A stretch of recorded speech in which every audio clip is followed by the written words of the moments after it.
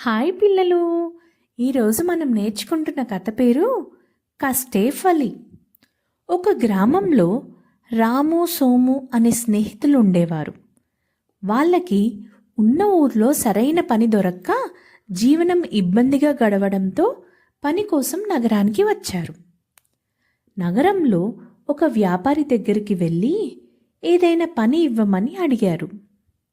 ఆ వ్యాపారి వాళ్ళిద్దరికీ చెరొక ఫేం బుట్ట ఇచ్చి తన తోటలో ఉన్న బావిలో నీళ్లు తోడి తెల్లారేసరికి తోటకు నీరు పెట్టమని ఆదేశించారు.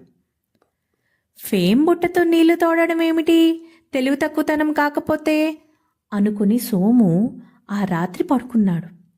రాము మాత్రం కష్టపడి నీళ్లు తోడుతూనే ఉన్నాడు. కొన్ని గంటల తర్వాత నీళ్ల బుట్టలోకి బంగారు నాణాలొచ్చాయి. రాము వాటిని వ్యాపారికి ఇచ్చాడు. అతని ప్రయత్నానికి మంచితనానికి మెచ్చి బహుమతితో పాటు ఉద్యోగం కూడా ఇచ్చాడు. సోము సిగ్గుపడి తన ఊరికి తిరిగి వెళ్ళిపోయాడు. ఈ కథలో నీతేంటి పిల్లలు? కష్టపడితే ఫలితం తప్పకుండా దక్కుతుంది.